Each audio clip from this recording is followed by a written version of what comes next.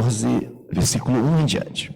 O título é O Castigo dos Idólatras.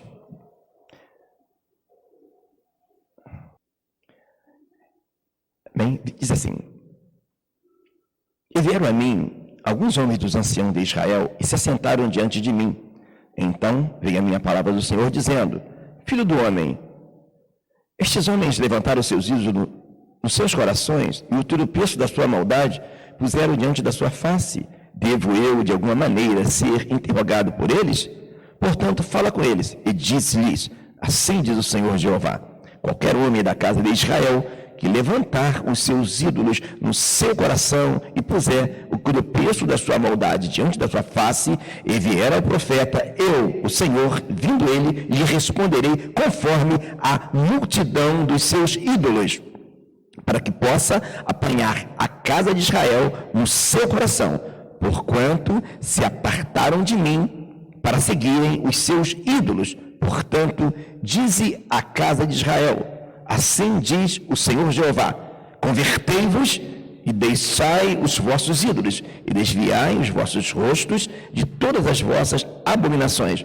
Porque qualquer homem da casa de Israel, ou dos estrangeiros que peregrinarem em Israel, que se alienar de mim e levantar os seus ídolos no seu coração, e puser o tropeço da sua maldade diante do seu rosto, e vier ao profeta para me consultar, por meio dele, a esse eu, o Senhor, responderei por mim mesmo, e porei o meu rosto contra o tal homem, e o farei um espanto, um sinal e um provérbio, arrancá-lo-ei do meio do meu povo, e sabereis que eu sou o Senhor. E se o profeta for enganado e falar alguma coisa, eu, o Senhor, persuadi esse profeta, estenderei a minha mão contra ele e destruí-lo-ei do meio do meu povo Israel, e levarão a sua maldade. Como a maldade do que pergunta será a maldade do profeta, para que a casa de Israel não se desvie mais de mim, e nem se contamine com todas as suas transgressões. Então eles serão meu povo, e eu serei o seu Deus, diz o Senhor Jeová. Eu peço aos amados que se assentem. Este é mais um vídeo, mais uma mensagem da série Prisões. Para quem está chegando agora nesse vídeo, para quem está chegando agora nessa série, irei fazer uma breve introdução para que os amados se situem no assunto ao qual está sendo abordado. Aqui o título fala de ídolos do coração. Às vezes, nós, como cristãos, protestando muito contra a idolatria, e é abominação as pessoas que adoram imagens, mas creia, o mais perigoso para nós são os ídolos do coração. A pergunta é por quê? Porque a palavra de Deus diz: sobre tudo que se deve guardar, guarda o teu coração, porque dele procedem as saídas da vida. Todos os projetos que Deus tem para a minha e para a sua vida, todos serão construídos dentro do nosso coração. A palavra, quando fala coração, está falando da mente, não está falando desse órgão aqui, não. É mente. E sendo assim, os ídolos do coração é um problema. Todos os projetos são feitos. Por isso a palavra também fala que mente vazia é oficina do inimigo. Ou nos enchemos de Deus, ou então seremos propensos a colocar no lugar de Deus, no lugar de Jesus, um ídolo qualquer. Já falamos no início, os principais ídolos que as pessoas têm no coração são, primeiro, idolatram pessoas, pastores, cantores, placas de igreja. Segundo ídolo, pessoas que idolatram entes. Um idolatra a mãe. Conheço pessoas que, quando a mãe morreu, a pessoa se afastou da igreja porque não aceitou que Deus deixasse a mãe dele morrer. mesmo entendendo que a sequência natural das coisas é a mãe morrer. Conheço pessoas que morreu o filho e a pessoa está afastada até hoje, e olha que é um presbítero, porque não aceitou que o filho morresse. Pessoas que idolatram, quarta coisa, o dinheiro. É o que nós vamos falar hoje. A avareza. A palavra fala que a avareza é idolatria. E, por último, um dos ídolos muito perigosos que as pessoas não percebem, a chamada eudolatria. Pessoas que idolatram a si mesmo. Em tudo ele é o melhor, o mundo gira em torno dele e não parece. Esse é um alvo fácil para os falsos profetas. Observe que aqui disse que quando alguém levantar o ídolo no coração e vier, conforme a maldade do que pergunta, será a maldade do profeta. Como assim? A pessoa já cansou de saber que a palavra fala que é pecado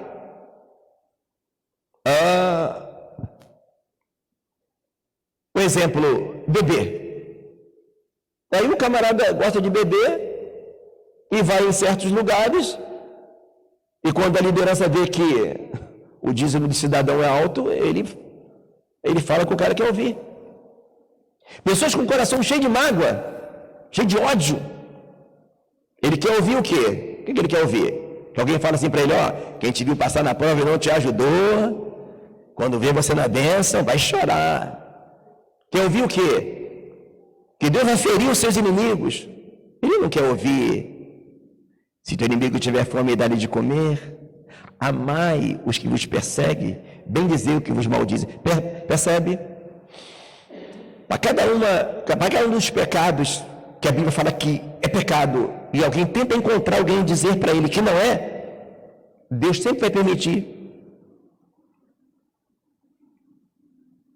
Um dos castigos de Deus para a humanidade são os falsos profetas. Jeremias cansou de falar, converter. Jeremias chegou na porta do templo, olha, se vocês não melhorar a vida de vocês, serão levados cativos.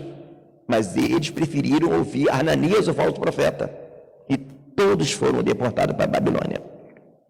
Sendo assim, a gente vai prosseguir o texto que nos dá uma base para isso. Não feche Ezequiel, que nós iremos o tempo todo, a nossa âncora é esse capítulo 14 de Ezequiel. Mas abra agora a sua Bíblia, por favor, no livro de primeira carta a Timóteo, capítulo 6, versículo 10.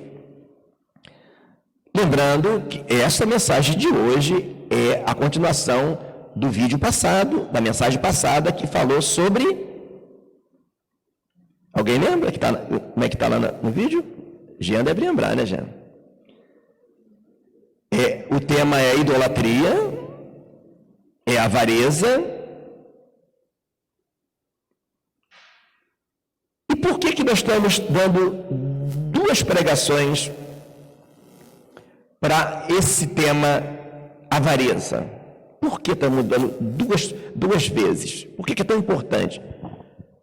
Veja que vai dizer aqui, 2 de Timóteo 6, versículo, eu falei errado aqui, né? É primeira, né? 6, só tem na primeira, perdão, irmão. 1 de Timóteo 6, 10. Porque o amor do dinheiro é a raiz de toda espécie de males, e nessa cobiça alguns se desviaram da fé e transpassaram a si mesmo com muitas dores. Observe, raiz. Não parece não, mas a raiz é a coisa mais difícil de você, quando você quer arrancar uma árvore. Esses dias para trás aí, não sei como, o passarinho talvez jogou uma semente no meu quintal e nasceu uma plantinha. Daqui a pouco virou uma árvore enorme. E começou a dar problema, até com o vizinho, porque na beirada do muro, e eu chamei um senhor, ele capinou tudo, ele arrancou as raízes, e eu fiquei todo feliz. Acabou o problema, porque ela, de uma coisa em miudinha, ela crescia, e não dava para cortar nem mais no facão, tinha que ser no machado. Eu fiquei todo feliz. Pensei, agora está resolvido o problema. Só que não. Você acredita que daquelas raízes que ficaram, o resto das raízes que ficaram, brotou tudo de novo, e voltou ao meu trabalho. Se de vez em quando eu não vai cortar, se eu deixar crescer, aí, né, o sofrimento é grande, que aí eu tenho que cortar, Então, duas mensagens falando de avareza, porque é a raiz percebeu? De toda espécie de males. E todas as outras idolatrias, as quais eu falei no início, esta sempre incide nas outras. Quem tem as outras sempre tem essa. Mas as outras nem sempre tem as outras. Sempre quem tem as outras idolatrias, sempre tem essa aqui. Porque, fala na Bíblia, o dinheiro responde por tudo, né? E se observarmos os males do mundo, por exemplo, o Brasil. Por que o Brasil está na situação que está? Observe Israel. Israel tem 70 anos. Israel tem um arsenal de guerra que o Brasil não chega aos pés. Israel ganha prêmio Nobel da Paz todo ano. Tecnologia, tudo. Por que o Brasil não cresce? Por que se você procurar um médico agora lá, você não vai encontrar? Por causa do roubo das pessoas que amam o dinheiro. E a idolatria ao dinheiro é tão grande que ele não consegue pensar no seu semelhante, nas crianças que irão morrer, nos velhinhos que irão morrer por causa do roubo deles. Percebe como é que é a raiz de toda espécie de males? Por que muitas igrejas hoje estão ficando enfermas? Porque a preocupação com o crescimento da igreja, através das arrecadações financeiras, fazem eles negociar a palavra para que a casa fique cheia. Disputam membros como se fossem clientes. Por isso, a Bíblia fala: entrarão no meio de vós lobos cruéis que com palavras fingidas farão negócio de vós. Isso foi profetizado na palavra de Deus.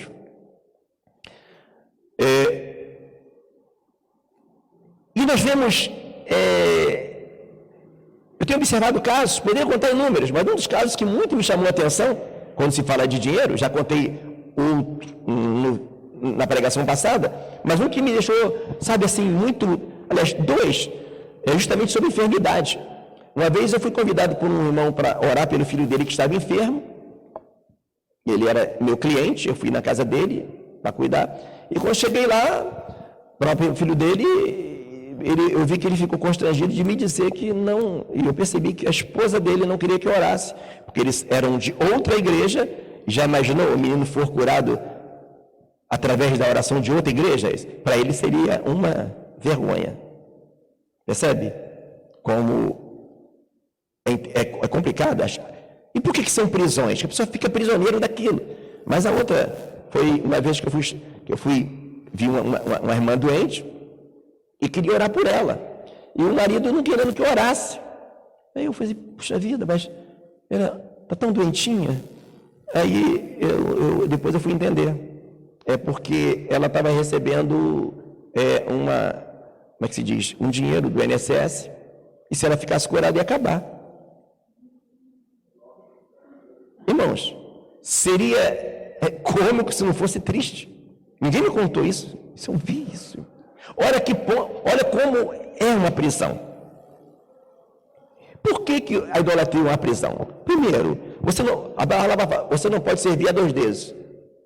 A Deus e a Mamon. Não tem. É incompatível. As pessoas até tentam. Às vezes até estão nas 4 linhas. Às vezes até estão aparentemente prosperando financeiramente. Mas você vai olhar a vida dele, não está bem. O casamento não vai bem. Só dorme depois de tomar um calmante. Não que eu estou dizendo que é pecado alguém, tá, irmão? Se tem um problema, estou dizendo de se tornar normal. Entende? E se eu passar algum dia por um problema, que eu precisar de um calmante, eu vou tomar. Não há nenhum remédio para. Mas viver nisso sempre? Não. Não é verdade? Por que a idolatria é uma prisão? Porque ela afasta o idólatra. Ele não consegue conviver, às vezes, o avarento, com pessoas mais pobres. Tem crente que ele não gosta, ele só consegue conviver. Já fui de igreja que tinha os clubes. Um é do montinho dos pobrezinhos, o outro do montinho dos mais riquinhos. Por que o que tinha mais dinheiro não convive com quem é mais pobre? Para não ver o problema dele e a consciência não doer. Só que às vezes ele nem sabe que a pessoa que Deus quer usar para abençoar ele, é o irmão mais pobre da igreja. Como foi o caso de Noemi e Ruth. Quando que Ruth, ela ia imaginar que seguindo Noemi, que não tinha nada, Noemi, como diz o outro, estava na pindaíba. E seguindo Noemi, lá na frente, ela ficou milionária, porque ela casou com Boaz, um homem rico. Eu creio que ela jamais pensou, poxa, eu vou seguir a Noemi, porque lá na frente eu vou me casar com um homem. Jamais, isso jamais passou pela mente de Ruth. É uma prisão por isso, irmãos. Às vezes, as pessoas que a gente menos pensamos que vai nos abençoar, é justamente aquela. Eu dirigi uma igreja uma época que eu nunca imaginei que a pessoa que ia doar o terreno para a igreja seria o crente mais pobre da igreja. Nem eu acreditei, eu pensei que ele estivesse brincando comigo. Eu tenho terreno para doar para a igreja. Aí eu amei, irmão. Aí quando eu demorei para ir ver, ele depois, você não vai lá ver o terreno? Aí eu vou ver. E está lá a igreja construída até hoje. Por isso que é uma prisão. A idolatria, ela aprisiona a pessoa nela mesma. Observe o jovem rico. Ele não seguiu Jesus porque Jesus tocou aonde ele era prisioneiro. E ele achou que ele não seguindo Jesus, não aceitando dividir o que ele tinha com os pobres, ele estava livre. Não, ele ia encontrar liberdade em Cristo. Percebe como é uma prisão? A idolatria. Observe a igreja de Laodiceia, Apocalipse, não precisa abrir não, está em Apocalipse 3, capítulo 14. Eles diziam, rico sou, de nada tenho falta. Não é assim que fala lá? E a palavra fala, não sabe que é um desgraçado, miserável, pobre, cego e nu. Agora, olha o que ele vai falar lá no final, para a igreja de Laodiceia. Eis que eu estou à porta e bato. Se Jesus estava batendo na porta, na igreja, na porta pelo lado de fora, ele estava dentro daquela igreja? Não. Aquelas pessoas estavam prisioneiras de uma igreja onde Jesus já não estava mais. Percebe por que o título da série se chama Prisões? Porque a idolatria nos aprisiona a um círculo muito restrito. Sem contar que pessoas também se afastam da pessoa que é idólatra, que é avarenta. A palavra fala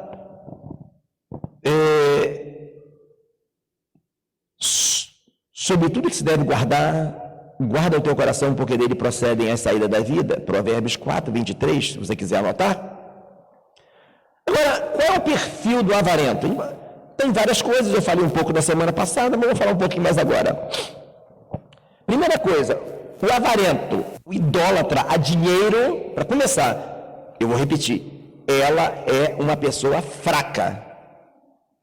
Geralmente tem um enorme complexo de inferioridade e vê no dinheiro uma forma de se autoafirmar, de se projetar, de se promover. Tudo que ela pensa no dinheiro, o avarento, geralmente é para se sentir um pouco melhor. Ter dinheiro para chegar na loja e ser bajulado por um vendedor. Psicologia mostra isso. Pessoas que amam tanto ser bajuladas que elas não compram só pelo possuir o que ela vai comprar. Não, é por sentir prazer em ver o vendedor, sabe, tratar ela como se ela fosse uma deusa, um deus. Percebe como é que é uma prisão? Perfil do avarento também. Ele ama as coisas e usa as pessoas. Se o avarento te der alguma coisa, já sabe que ele vai querer o dobro em volta, não tenha dúvida. Ou ele vai querer te usar. Perfil do avarento: sempre vai jogar na sua cara aquilo que ele te deu, e geralmente em público. Esse é aquele celular que eu te dei, não é, Antônio? Sempre na frente de todo mundo, para mostrar que ele te deu. O avarento é assim. Ele vê no dinheiro uma forma de se sentir melhor. Outro perfil do avarento: tudo que ele vê você comprar, ele quer comprar. O avarento, ele pode ter um nível social maior que o teu.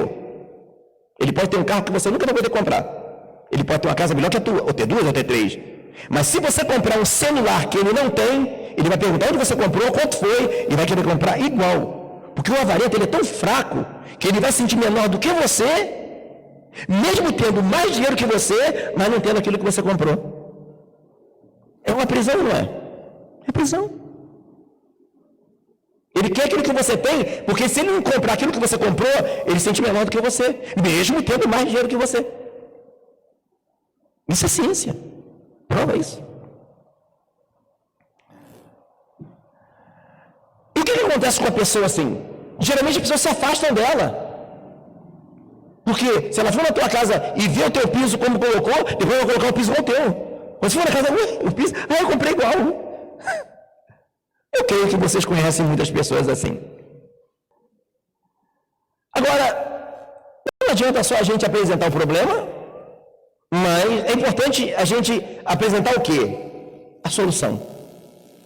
Porque a palavra traz solução. A palavra não é só de exortação, ela é de edificação, ela é de construção, ela é de transformação.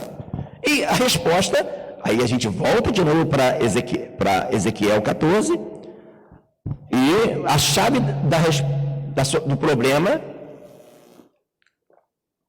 está no versículo 6. Observe.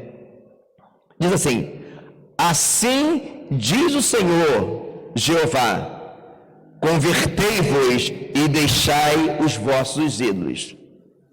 A solução para quem quer se libertar da avareza ou de qualquer outro ídolo está na palavra convertei-vos. E se observar a palavra convertei-vos, não precisa de abrir não, mas lá em Atos, no capítulo 3, versículo 19, fala assim, arrependei-vos e convertei-vos. A palavra convertei-vos, ela está colada com a palavra arrependimento. Nunca haverá conversão se não houver arrependimento, não remorso, arrependimento. E a única forma de você se arrepender é quando você entende aquilo que está em Jeremias, aí você abre 31, versículo 19, porque a instrução que Jeremias vai passar para nós aqui é muito importante. Lembre-se, estamos falando de converter, a palavra é como eu me livro de algum ídolo do meu coração, a palavra é converter. Para se converter é necessário que haja arrependimento. Para haver arrependimento, olha o que a Bíblia vai dizer para você aqui, algo que a ciência descobriu agora. Se você pesquisar um pouco sobre psicologia, você vai ver psicólogos falando aquilo que a Bíblia já ensinou. Eu amo a palavra de Deus, que de vez ou outra a ciência se ajoelha para a Bíblia. Teve até um psicólogo famoso chamado Augusto Cury, que se converteu, porque quando ele olhou para a palavra, o quanto ela ensina a psicologia, ele sendo ateu, ele não se conteve e se converteu. E eu louvo a Deus pela vida do Augusto Cury. Vamos lá? 31, versículo 19. Presta atenção. Isso aqui é uma receita para quem quer solução. E não só ver o problema. Na verdade, depois que me converti, tive arrependimento. E depois que me conheci, bati na minha coxa, fiquei confuso, sim, envergonhei-me, porque suportei o opróbrio da minha mocidade. Então, percebeu? Conversão, arrependimento. Agora, olha, o cerne da solução está aqui. Depois que me conheci. Hoje você vê psicólogos falar sobre a importância do autoconhecimento. Claro que no sentido de você conhecer o seu potencial numa área, a sua fragilidade na outra, mostrando como é importante o autoconhecimento. Ele descobrindo aquilo que a Bíblia já ensinou há tantos anos.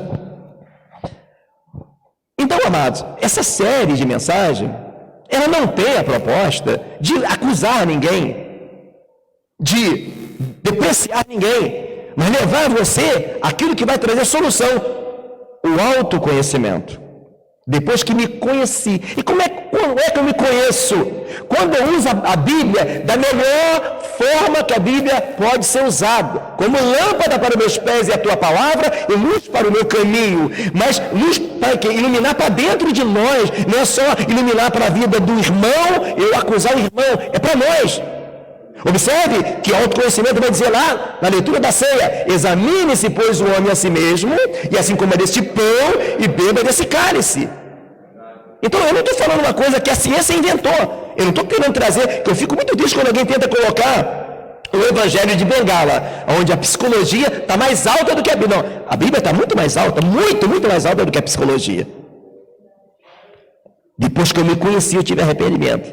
Então, a proposta desse estudo, dessa palavra, quer dizer, dessa mensagem, é justamente você entender. Irmão, se não for assim, a nossa mensagem, o nosso evangelho vai ser igual a qualquer outra religião, onde as pessoas ficam 10, 15 anos e não mudam. Às vezes até conseguem algum sucesso na área profissional, na área financeira, mas não entende. O que é o reino dos céus, amados? O reino dos céus não é comida e nem bebida, mas o que? Alegria e paz no Espírito Santo. O que adianta eu ganhar o mundo inteiro, prejudicando a si mesmo? Ou seja, não tendo paz. E quantas pessoas que nós conhecemos, que você olha para ela assim, poxa, se eu tivesse tudo que ela tem, eu ia dar muita glória a Deus. Aí você vai visitar na casa dela, conhecê-la um pouco mais, e você vê que ela tem tudo aquilo que você pensava, que você precisava, mas ela não tem a paz que você tem. Se isso não for entendido, nós precisamos entender isso. Se não entendermos isso que a palavra está nos dizendo, nós seremos como qualquer outro. Não teremos uma imagem na nossa casa, mas teremos um ídolo no nosso coração, que é a mesma coisa ou pior.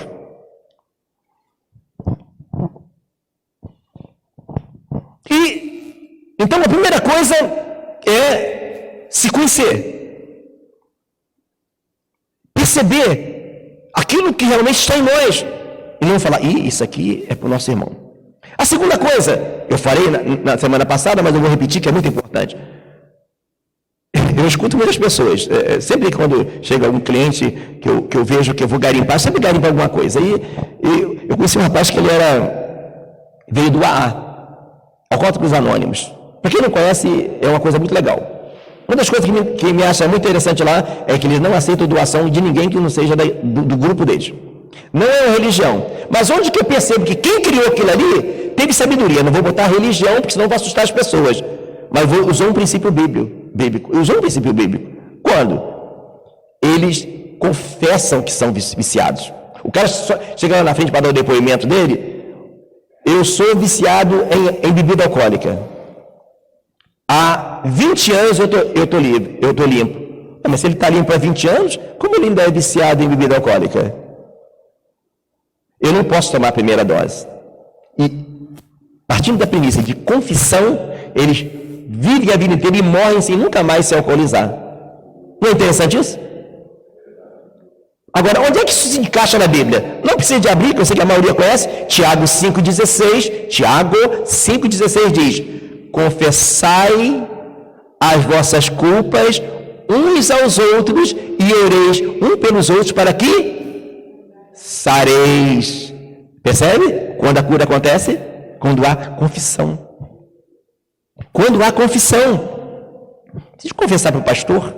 Às vezes pode confessar para Deus, mas às vezes é importante você confessar para o irmão de confiança.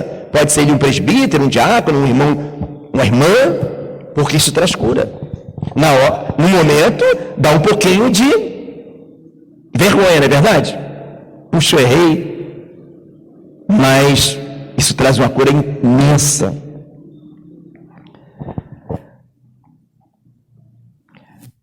Então, sendo assim, é basicamente uma equação. Para converter, você se arrepende, você confessa, e aí vem a cura. Não existe você...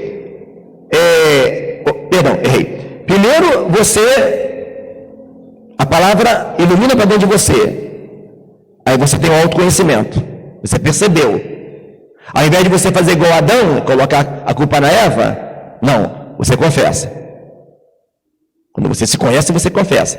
Depois que você confessa, aí você alcança a cura. Porque aí houve arrependimento. Porque aí houve a conversão. Enquanto a gente colocar a culpa, eu sou assim porque meu pai fez assim comigo, eu sou assim porque na outra igreja... Você nunca vai chegar a algum lugar. Confessar. O problema de Adão e Eva foi, não quiseram confessar. A serpente ficou com a culpa toda. Daquilo que não era só a serpente. E a Bíblia fala de conversão. Jesus falou de conversão. Quando ele chega para ele, convertei-vos. João Batista falou, arrependei-vos e convertei-vos. Não é uma... Você vê que como é que a Bíblia está falando de conversão em Jeremias, está falando de conversão em Ezequiel, está falando de conversão também em Lucas 22. Também Lucas 22. E falou também em Atos, arrependei-vos e convertei-vos. Para que venha um tempo de refrigério, irmãos. Tem pessoa que não tem refrigério na sua alma, porque não aprendeu que o princípio básico de você se libertar dos ídolos do coração é a confissão. Vamos lá, Lucas 22. Isso a gente vai abrir, porque vai trazer muita instrução e não compensa a gente falar só. Lucas 22. Versículo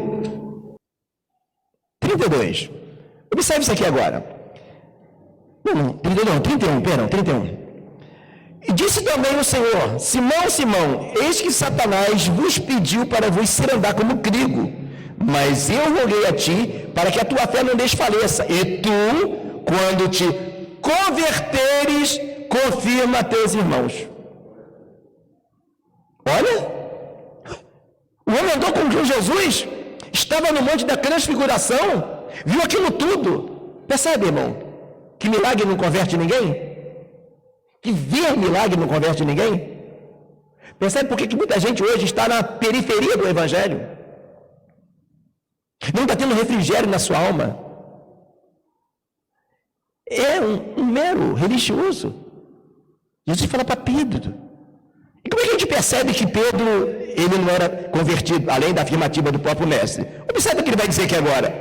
E ele disse, Senhor, eu estou pronto a ir contigo até a morte. Todo mundo pode te abandonar, Senhor, mas eu aqui, eu não, Senhor. Tu sabe que eu sou um camarada top, né? Lembra quando tu mandou eu andar sobre as águas e não fui contigo? Foi, mas afundou depois, né? Pedro era soberbo. O avarento, ele é soberbo. Ele acha que o mundo gira em torno dele, sempre ele é o melhor. Ele se sente tão pequeno que o tempo todo ele quer mostrar. E não pensa que é só gente que pensa que quando fala do avarento, aí pensa naquele irmão cheio de dinheiro. Não, irmão, eu já conheci gente. Eu conheci uma irmã que a filha dela tinha um grave problema de saúde. Ela era muito pobrezinha. Aí eu fiquei sabendo que uma outra irmã, isso muitos anos atrás, eu era menino na igreja ainda, uma outra irmã que tinha uma condiçãozinha melhor, ela se prontificou. E ela não, eu só fiquei sabendo, vou dizer por quê, a igreja toda não soube não, eu só fiquei sabendo que a mamãe era grudada com a esposa do pastor. Então elas conversavam muito, e a esposa do pastor ficou tão desesperada com aquilo que ela descobriu, que ela dividiu com a minha mãe. A irmã ia pagar todo o tratamento da filha da outra irmã que estava doente. Um problema sério na ordem como é que se fala aquele médico que cura quando o pé quebra? Ortopedia. Sabe o que a irmã falou? Não, eu não quero não. Isso não. Deixa assim mesmo. A mãe já morreu. Até hoje essa pessoa tem um problema de ordem ortopédica, porque ela não quis receber. Percebe? Aí você olha para a pessoa assim, ai, tadinha, era tão humilde. Humilde não, irmão. Tem crente que tem condição financeira e é humilde, e tem crente que às vezes é pobre e é soberbo. A irmã dando amor para ela, querendo cuidar. E era uma irmã muito amável. Essa irmã que propôs cuidar, era uma irmã amável. Não era aquela pessoa que ninguém conhecia na igreja, era conhecida, uma irmã que realmente tinha amor no coração, mas ela não quis. Percebe? Então, perceba como Pedro, ele era soberbo. E como Pedro vai se converter? Tem gente que pensa, e eu confesso que eu também já até pensei, que a conversão de Pedro aconteceu quando ele foi batizado com o Espírito Santo. Claro que foi muito importante, ajudou muito. Tanto que logo depois, aquele que negou Jesus, não é verdade?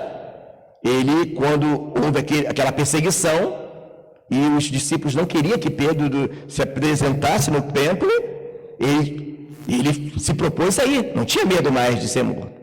Mas o ponto alto da conversão de Pedro não foi ali. Ali foi só o começo. Tinha um caminho mais excelente.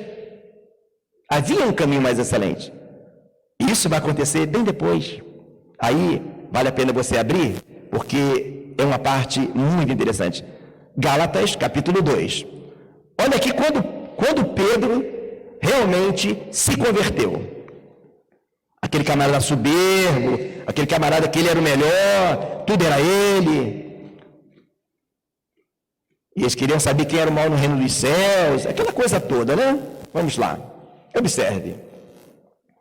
Gálatas, capítulo 2, versículo 11. Bem, observe. E chegando Pedro a Antioquia, lhe resisti na cara, porque era repreensível, porque antes que alguns tivessem chegado da parte de Tiago, comia com os gentios, mas depois que chegaram, se foi retirando e se apartou deles, temendo os que eram da circuncisão. E os outros judeus também dissimulavam com ele, de maneira que até Barnabé se deixou levar por essa dissimulação. Mas, quando vi que não andava bem e direitamente conforme a verdade do Evangelho, disse a Pedro, na presença de todos: sendo tu judeu, vive como os gentios, e não como judeus. Por que obriga os gentios a viverem como judeus? Nós somos judeus por natureza, não pecadores dentre os gentios, sabendo que o homem não é justificado pelas obras da lei, mas pela fé em Jesus Cristo. Irmãos, vamos entender isso aqui. Pedro, quando estava só os gentios, que é gentios? Os que não eram judeus, é chamado de gentios, que não eram de Israel.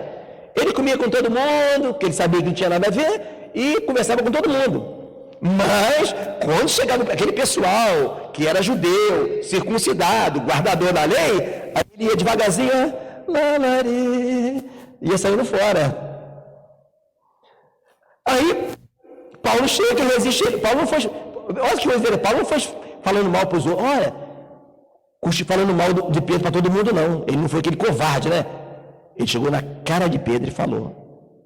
Bom, se Pedro não tivesse convertido, vamos imaginar mais ou menos que Pedro ia dizer para Paulo: peraí, Paulo, como é que é o negócio? Tu tá brincando, né, Paulo?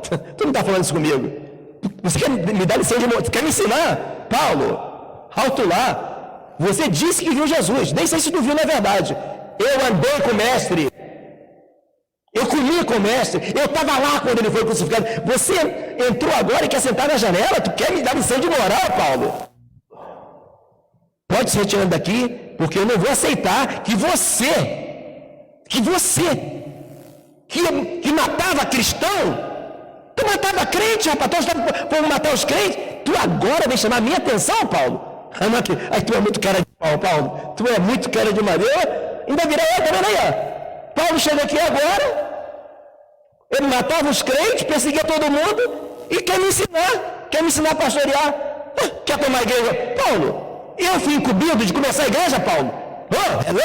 Acorda, Paulo, tu viajou na maionese? Ele não fez isso. Porque se fizesse, a Bíblia ia contar, que a Bíblia não esconde nada. Quando Paulo entendeu com Barnabé, o bicho pegou e se apartaram. Estão lembrados, né? Está em Atos. Ali não. Percebeu? Pedro jamais não era mais aquele. Pedro já entendia que Deus usa qualquer um para te exortar. Até uma criança de colo, como a filhinha da irmã. Percebeu quando é que Paulo se converteu? Quando ele deixou que Jesus matasse ele, matasse o ego dele, matasse o eu carnal, matasse o ego, a soberba que havia nele. E quer ver como é que Pedro não guardou mágoa? Ainda tem mais essa. Observe agora, quando Pedro ele vai escrever a sua epístola, 2 de Pedro 3. Olha o que Pedro vai falar de Paulo, depois de Paulo resistir na cara, na presença de todos. E olha que se eu fosse Paulo, não ia fazer assim, não, na frente de todo mundo, né? Mas não, às vezes Deus faz desse jeito, porque a coisa estava muito séria, e ele precisava de fazer daquela forma. 2 de Pedro, capítulo 3, versículo 15. Olha como é que Pedro, ele não guardou mágoa de Paulo.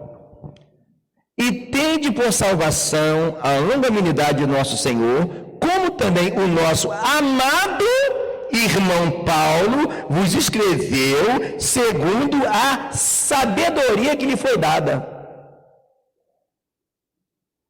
Ele podia ter guardado mágoa, né? Não, está aqui, ó. A Bíblia deixa isso aqui para... Não, ele meio chamou minha atenção, eu estava errado. Ele reconheceu. Porque era complicado, irmão. Pedro era analfabeto, Pedro era pescador.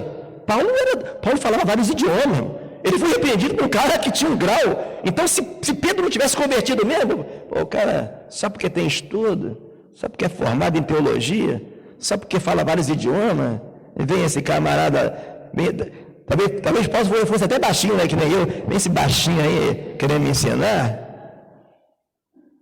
Irmão, é isso que impede o evangelho, irmão. Talvez o pastor está fazendo uma coisa, aí o pastor está errando, aí vem o irmãozinho novo convertido e fala: pastor, aquilo ali não está errado, não. Aí ele: opa, tu não se enxerga, não? Tu nem batizado tá? Porque ensinar, mas às vezes eu sou. É assim, irmãos. Enquanto o nosso ego não morrer, enquanto Deus não deixar ele matar a gente, a gente vai ficar sempre se arrepiando e deixando de ouvir a voz de Deus. Por isso que ele fala: ó, quando você se converter, confirma teus irmãos. Às vezes estamos na casa de Deus, amados, e não estamos recebendo as bênçãos e ficamos pensando: Senhor, por que as coisas não acontecem? Anos e anos passam, as pessoas no mundo de vida e saem procurando tudo quanto é fonte. Não sou contra visitar a igreja, não, que eu visito também. Mas não igual muitas pessoas visitam. Pessoas, irmãos, que ao invés de buscar na palavra direção da sua vida, crente que anda, a vida dele é dirigida por revelação. Não que eu não creia em revelação. E Deus me usa também em revelação. Mas tem coisa que não precisa de uma revelação, que a palavra já falou. E o cara quer arrumar uma revelação daquilo que a palavra já falou que não é assim. Então, o que às vezes impede as pessoas de serem abençoadas? Irmãos, você acha que Deus não quer te abençoar? Acho que Deus é sádico. Ou que Deus não quer que você tenha um carro melhor para você poder até levar mais pessoas para a igreja? Qual o problema? Deus não quer te dar uma casa melhor para que sobra espaço para você acolher? Claro que quer, irmão. Não tem problema nenhum com isso. Por que algumas bênçãos não chegam até nós? Então você abre Salmo 24. Por favor. Salmos, capítulo 24. É bom que você anote todas as referências, depois que você chegar em casa, que você começar a ler, a juntar tudo isso aqui. Não pensa que o Espírito Santo vai falar para você só o que eu estou falando aqui não, meu irmão. Que eu não sou o pupilo de Deus, não. Esses versículos, Deus ainda fala mais ainda contigo na tua casa. Porque a unção está maior, a unção maior está na palavra e no Espírito Santo. Não em mim, tá? Por isso que é bom você anotar. Se Deus permitir, irá para o canal, mas vai que aconteça alguma coisa que não vá? Diz assim: do Senhor é a terra e a sua plenitude, o mundo e aqueles que nele habitam, porque ele fundou sobre os mares e afirmou sobre os rios. Olha agora uma pergunta: quem subirá ao monte do Senhor? Ou quem estará no seu lugar santo? Aquele que é limpo de mãos, puro de coração, que não entrega a sua alma à vaidade, nem jura enganosamente, este receberá a bênção do Senhor e a justiça do Deus da sua salvação. Então, isso aqui é uma equação. Quem receberá a bênção do Senhor? Aquele que é limpo de mãos e puro de coração. Aquele que não tem ídolos no seu coração. Mas por que limpo de mãos? Geralmente, as pessoas que têm ídolos no coração são assassinos em potencial de almas. Quando fala mãos sujas, é pessoas que assassinam as outras da pior forma possível. Assassinam espiritualmente. Tem pessoas hoje no mundo, que estão no mundo, porque às vezes um pastor falou palavras tão duras, maltratou tanto, que ela achou que o evangelho era só aquilo. Tem filhos que não querem Jesus, porque o evangelho que os pais apresentou para eles, que não é o Jesus da Bíblia, magoou tanto eles que eles não querem o evangelho. Então, limpo de mãos. Limpo de mãos é aquele que não assassina. Às vezes, as pessoas não percebem que os ídolos do nosso coração, um grande problema, é que aquele que tem ídolo no coração sempre vai matar pessoas ou vai ferir pessoas. E ao longo dessa série, se vê o quanto quem tem ídolo no coração fere pessoas. Limpo de mãos e puro de coração. Limpo de mãos por quê? Limpo de coração por quê? Não tem mágoa no coração, não tem ídolo no coração. Isso aqui vai fazer um link com Tiago 4. Pedis e não recebeis, porque pedis mal. Você pede para gastar nos vossos deleites. Mas, pastor, eu não posso me deleitar. Pode deleitar sim. Deleita-te no Senhor. Ele considerar o que deseja do teu coração. Primeiro, deleita no Senhor. Não nos ídolos do seu coração. Eu vou me formar em advogado e o povo vai ter que me respeitar. O deleite dele é o canudo de advogado. O dia que ele se forma, ele vê que ele se formou, mas continua vazio. Não se sente pleno. Limpo de mãos, limpo de coração. É que não tem. Tiago vai dizer: alimpai-vos vós de duplo ânimo. Irmão, isso aqui é muito sério. Redobra a sua atenção nessa parte agora. Por que muita gente não recebe? Coração sujo, duplo ânimo. Como é que eu percebo duplo ânimo? Simples. O cara está na igreja porque ama a Deus, mas idolatra o pastor. O pastor saiu da igreja, ele sai da igreja também. Então, era duplo ânimo. Quer ver outro duplo ânimo? Pessoas que ofertam na igreja como se fosse um investimento. E aí encontra um montão de gente para falar o que ele quer ouvir. Olha, se você der tanto no altar, a sua vida vai mudar. Ainda conta historinha. Eles são tão cara de pau que, olha, minha vida era assim. Eu era um catador de lixo. Aí um dia eu cismei, a igreja ia fazer uma obra, aí eu vendi a minha geladeira, fiquei sem geladeira e dei no altar. Rapaz, depois daquela minha vida mudou. Aí o cidadão ainda acredita nisso, né? Que o cara, quando ele está mal, ele gosta de uma historinha bonita, né? É igual filme, né? Aí ele começa a fantasiar. Se ele vendeu a geladeira e a vida dele mudou, eu vou vender meu carro, né, irmão? Eu vou lá no carro logo, eu vou arrebentar e eu vou virar o rico que nem Abraão. Conforme a maldade do que pergunta, é a maldade do profeta. A Bíblia não fala isso. Então, duplo ânimo é quando a gente faz... Irmãos, pastor, é obrigatório dizimar? Não, claro que não. Não estamos na lei. Irmãos, você viu Paulo falando para alguém dizimar? Eu nunca vi. Se a tua Bíblia tiver, você me mostra. Quando fizeram o conciliato dos apóstolos, eles falaram de fornicação, falaram de adultério, esqueceram de falar de dizimar? Ué, como é que a igreja ia ser? Porque eles sabiam que precisava de falar, irmão. Porque eles tinham tanto amor para dar, eles eram tão íntegros, que quem tinha sobrando olhava assim e colocava lá.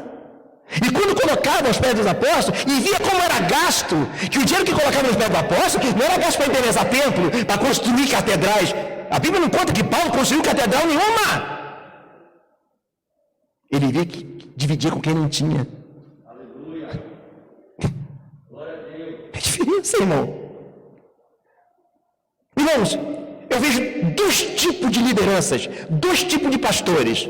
Uns constroem catedrais, uns constroem organizações, mas outros constroem magníficos edifícios espirituais. É você e é você.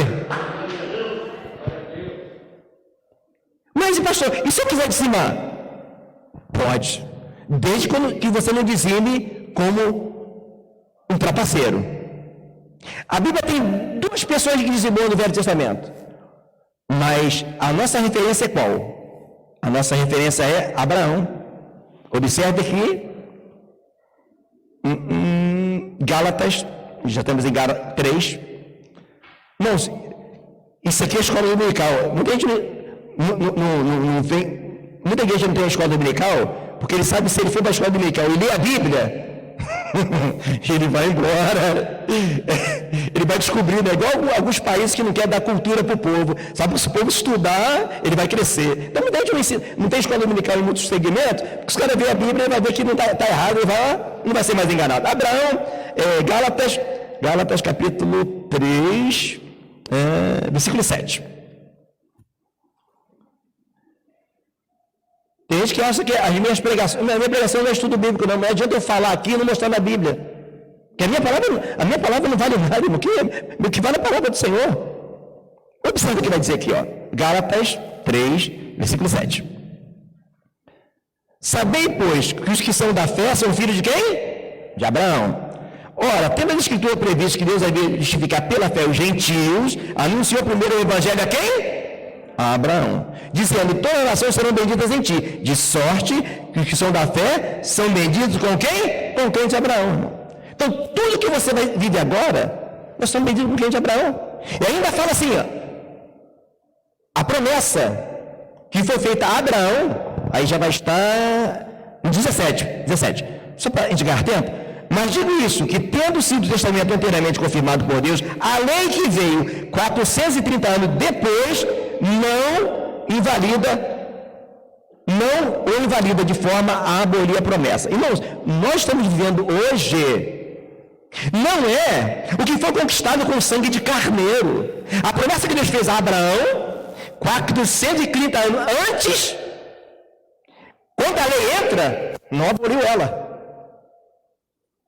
Você quer dizer isso, irmão? Quando Deus fala, Abraão, olha os céus, assim será a tua descendência, nós estávamos lá.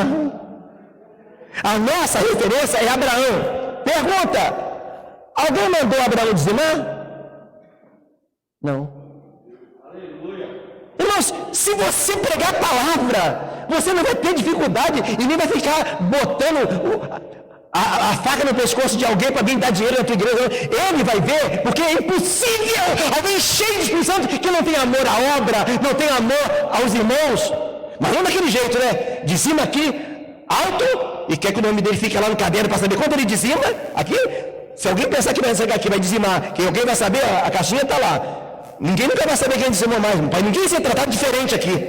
Não venha me dar dízimo na minha mão. É ali dentro, e a tesoureira que conta.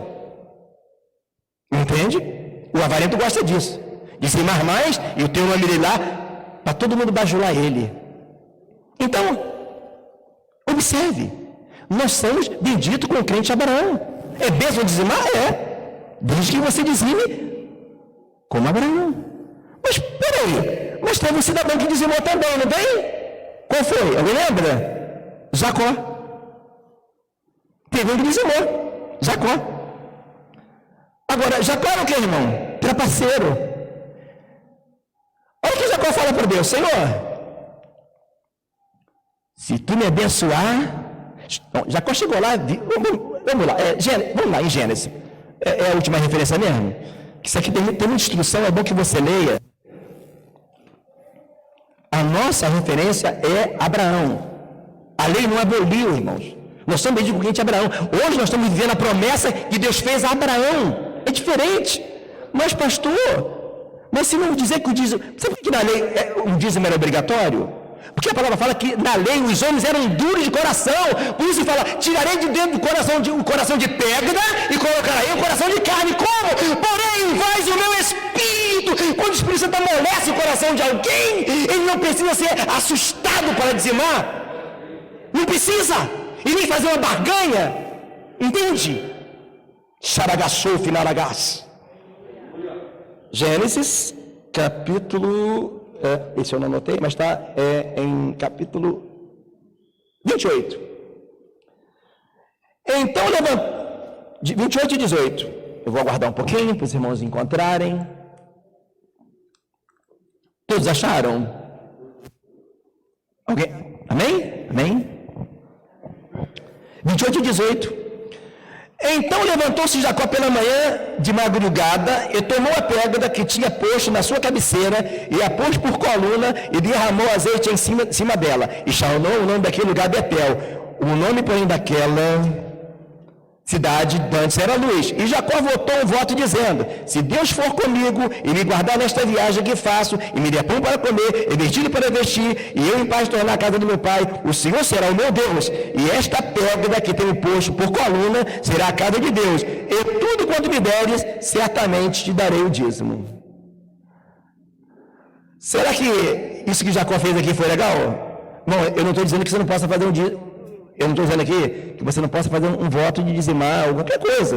Sem problema. Eu mesmo faço votos. Eu acabei de fazer um voto aí que, se cumprir, vai ser uma festa. E eu vou fazer questão de fazer uma coisa que eu gosto muito de fazer. Um festival de pizza. E se vocês conhecerem a minha pizza, vocês vão orar comigo. E as igrejas que eu passei, que eu fiz a pizza, olha, foi um problema. Não tem problema de fazer um voto. O problema é como ele fez esse voto. Jacó chegou, né, viu a glória de Deus, o anjo descendo subindo, ele, ai Senhor, o negócio é bom, esse Deus é bom demais. Ele já chegou, ele já é acostumado a comprar os outros, se você lavar o meu tênis, eu vou te dar isso assim, se você lavar o cachorro para mim, eu vou te dar isso assim. Aí ele pensou, Deus, se tu me abençoar e der tudo certo, eu vou te pagar. Vamos ver se Deus aceitou isso aqui? Sabe o que acontece depois disso aqui? Olha no 29, versículo 21. Labão engana Jacó. Irmão, sabe o que acontece depois que ele faz esse voto aí que é dar o dízimo? Ele viveu 14 anos. Já Labão mudou o salário dele 10 vezes. Isso está no capítulo 31, versículo 7. Vosso pai me enganou e mudou o salário 10 vezes. Vosso pai me enganou e mudou o salário 10 vezes, porque Deus não lhe permitiu que me fizesse mal. Adiantou o voto? Imaginou? Ele fez o voto, achou que ia se dar bem. Primeiro, ele queria casar com a Raquel, que era bonitona, aí ele dá a feiosa para ele. Após acabei de fazer o voto, dancei, mano, peguei a feiosa. Aí, para completar, toda vez o sogro dele passava a perna nele. Mudou o salário dele 10 vezes. O voto, tu faz um voto e fica 14 anos passando esse sufoco? Valeu o voto, será? 14 anos, irmão. Não, irmão. Jacó, quando ele se fez o voto, Jacó ainda era enganador. Por isso, depois o anjo vai trocar o nome dele para Israel. O que Deus fez com Jacó, irmão? Deus promoveu em Jacó a morte. Deus matou Jacó. Deus matou o ego dele. Deus matou aquele cão de tandera que ele tinha.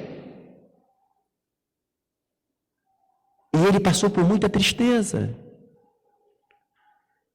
Aí eu vejo gente falando assim, pare de sofrer, venha para Jesus que agora é só chocolate. Não. Irmãos, às vezes Deus para tirar o ídolo que está no teu coração, para te matar, vai doer.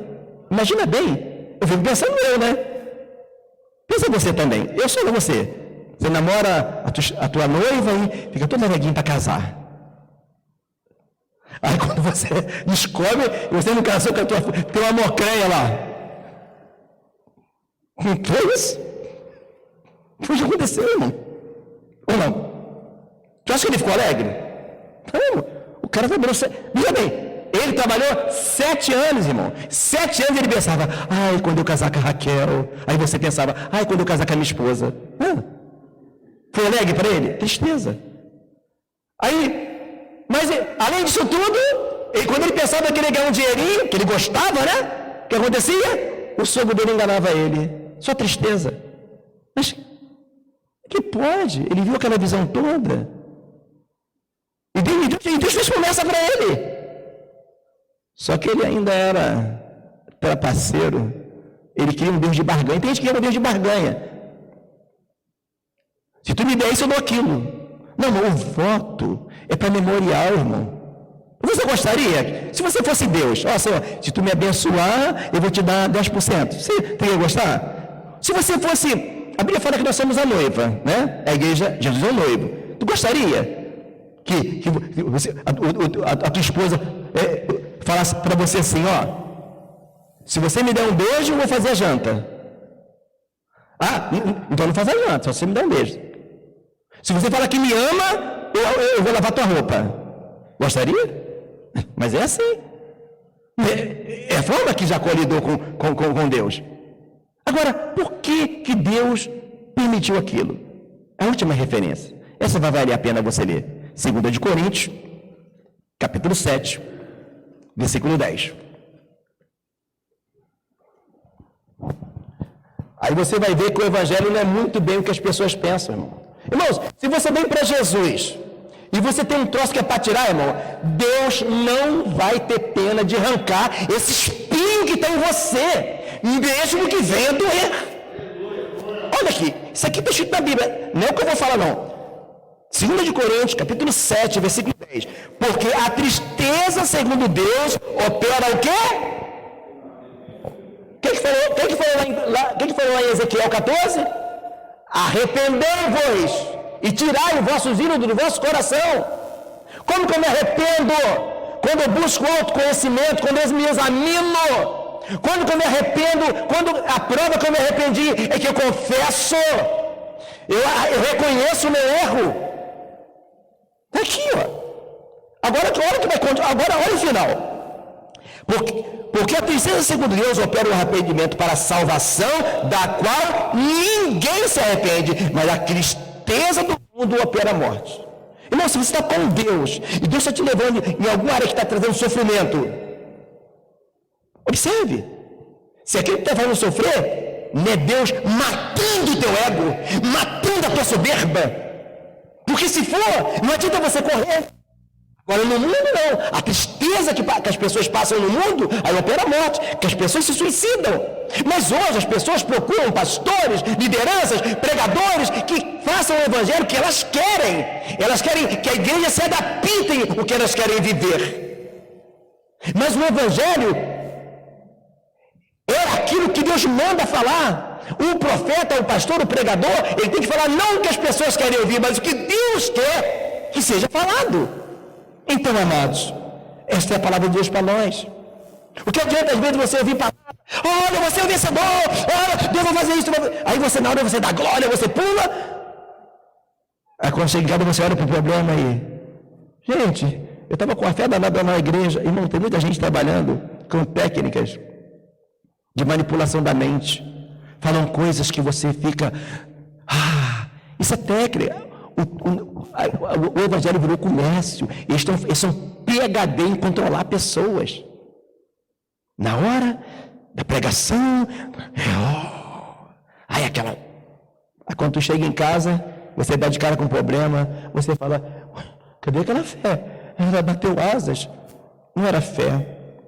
Aquilo era uma dopamina. Isso é técnica. Mas eu fico feliz de ver vocês aqui. 7.000 varões que não dobraram seus joelhos diante de Baal. Ovelhas que escutam a voz do pastor. Não a minha voz, está na palavra. Porque tudo que eu falei aqui não é meu. Quem sou eu? Nada tenho para vocês, a não ser a palavra. E eu louvo a Deus também. Porque esses dias eu tenho visto nas pessoas dessa igreja mudanças. Eu tenho visto testemunho de pessoas aqui que eu glorifico ao Senhor. Eu estou vendo Deus trabalhar. O maior milagre que Deus faz na igreja não é o câncer, não é a AIDS. O maior milagre que Deus faz é quando Ele consegue, quando nós nos permitimos que Ele possa transformar o nosso ego, tirar a nossa soberba, curar nossas mágoas, curar os nossos traumas. Para terminar, há uma coisa do perfil do avarento, do idólatra, e eu vou falar que hoje é a última pregação sobre idolatria, não que eu acho que eu dissequei o assunto, né? É um assunto muito amplo. Uma das coisas que a pessoa que é idólatra de dinheiro, que é avarento ou avarenta, é que ela não se enxerga. Como assim? Deus tem me feito observar algumas pessoas avarentas em outras igrejas que eu dirigi, ou em pessoas que eu conheço. Elas são tão fracas, elas são tão traumatizadas, que elas nem percebem o quanto as pessoas admiram ela, pelo que ela é, gostam do jeito dela. Ela não consegue perceber o quanto ela é importante no reino. Você entende? A mente dela pensa tanto em dinheiro, que ela, quando alguém vai tratar bem ela já pensa, está me tratando bem por causa do meu dinheiro. Entende? E ela continua naquele mundinho dela, se achando tão pequena, já tem uma posição financeira boa, mas o avarento é assim, né? Porque amar dinheiro nunca se fartará. A Bíblia fala que o que se amar riqueza nunca se fartará dela. Enquanto ela vê alguém do círculo de amizade que tem um carro melhor do que o dele, ele quer. O avarento é assim. Então, uma das coisas que o avarento não consegue perceber, às vezes, o quanto as pessoas gostam dele. Às vezes são pessoas alegres. Com esse irmão que tem que ver, o dia que ele não ia na igreja lá, o povo falava, vou falar o nome dele que ele pode ver o vídeo, o povo falava, poxa, irmão não veio. Quando acabava o culto, aí a gente tinha, mesma coisa daqui, né? Come se bebe, aí ele fazia todo mundo rir. Ele era muito engraçado, o povo adorava ele. Mas ele saiu do ministério, eu não posso falar mais, porque não vou acabar identificando, vai que ele vê o vídeo, né? Aí vou pedir direitos autorais para eu contar a história dele. Mas o que Deus me fez perceber dele, que ele nunca percebia quantas pessoas amavam ele, gostavam da presença dele. Ele alegrava. Sabe aquela pessoa que alegra? Então, um dos perfis, eu me esqueci de falar, do avarento, que o ídolo está tão grande no coração dele, que ele não consegue se autoconhecer, se enxergar. O quanto as pessoas gostam dele, o quanto ele faz falta quando ele não vem, entende? O jeito dele. Porque aquele ídolo que entrou no coração dele, fez com que ele ficasse dessa maneira. E outra coisa sobre o idólatra, geralmente, o avarento, o idólatra, eu já vi um caso de um homem que, muito avarento, e ele se acha um nada. Isso foi por uma coisa que aconteceu na infância dele. O pai dele deu o pai dele estava brincando com ele, um jogo, e ele ganhou o pai dele no jogo, e o pai dele não era cristão, deu um monte de tapa na cara da criança. Vocês sabem que é uma certa idade? Eu não lembro bem, que eu não sou muito bom nisso. Tem uma certa idade que o caráter da criança está formando. Qual a idade? É de 4 a 6? 6 para 7. E foi nessa idade. E entrou um complexo de superioridade tão grande, que ele só pensa em duas coisas. Uma é dinheiro, e a outra é dinheiro também. Então perceba. Irmãos, se nós viermos para o reino, e não entender o que ele nos trouxe aqui, para fazer o que ele falou, limpa primeiro o interior do copo e do prato. Já perceberam, irmãos? Eu conheço pessoas, eu já vi um vídeo de um rapaz que não tem os 2 braços, o cara é feliz, faz um monte de coisa. Eu conheço pessoas enfermas, boa aparência, mas a vida não vai à frente. Por quê? São pessoas fracas, pelos traumas que a vida trouxe para ela. Só que o Evangelho não é para fazer você ficar rico, ou para transformar você num pregador só, ou num cantor, ou num pastor. O Evangelho fundamentalmente é mudar você, fazer você se sentir o quanto você é importante para Deus. Ele deu seu sangue na cruz do Calvário. E às vezes, você não consegue perceber isso. Uma coisa Uma coisa é você ouvir a Bíblia dizer o quanto você é importante para Deus. Você saber. Isso é muito legal. Agora, uma coisa muito maior, uma coisa top, é quando você sente o quanto você é importante para Deus e para o reino. O que a palavra fala? Somos um corpo e os membros menores, que se acham menores, têm importância. Você consegue entender isso? É isso que Deus quer fazer conosco. E pessoas que sabem o quanto isso é importante para Deus e para o reino. Tudo que Deus dá para ela, ela vai poder dar. Porque ela vai ter e não vai idolatrar. Ela vai ter e vai saber dividir. Que tudo que Deus quer nos dar é para que você venha abençoar. Eu termino dizendo uma pergunta muito interessante. Talvez você já tenha feito. Eu já vi pessoas fazerem. Por que Deus fez na igreja um crente com muito dinheiro e outro com pouco? Por que Deus fez assim? Ele fazia, o cara veio, aceitou Jesus e ficou todo mundo rico. Sabe por quê? Para que você possa mostrar o seu amor.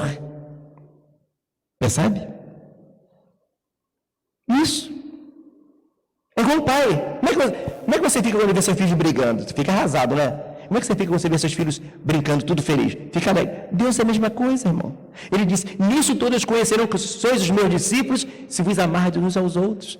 Só que hoje não é o que acontece na igreja. Hoje nós vemos pastores, líderes, bilionários, sabendo que na África tem irmãos passando fome. Sabendo que tem irmãos morando em lugares insalubres. A pergunta é, foi para isso que Deus fez ele ficar rico? Claro que não, irmãos. No último dia, eles vão ouvir uma palavrinha não muito boa. Tive fome, não me deste de comer. Tive sede e não me deste de beber. E ele vai dizer, Senhor, quando tivemos com frio, ou com fome, ou com sede, quando você deixou de fazer aos desses meus pequeninos, deixou de fazer a mim. Se eu não amar meu irmão que vejo, como eu vou amar a Deus que eu não vejo? Está escrito na Bíblia, amados. Amém. Essa é a palavra de Deus para nós. Eu convido você, neste momento, a fazer uma oração. Vamos orar? Eu vou ajoelhar, mas fique à vontade. Se você não puder ajoelhar, se quiser ficar em pé, fique à vontade. Vamos fazer uma oração. Pai amado, Pai santo, Pai querido, eu ouvi a Tua palavra, Senhor. Eu te agradeço por essa palavra, Pai. Eu sei que nesta manhã, ó Deus, algo glorioso aconteceu no mundo espiritual, no Teu reino, ó Deus.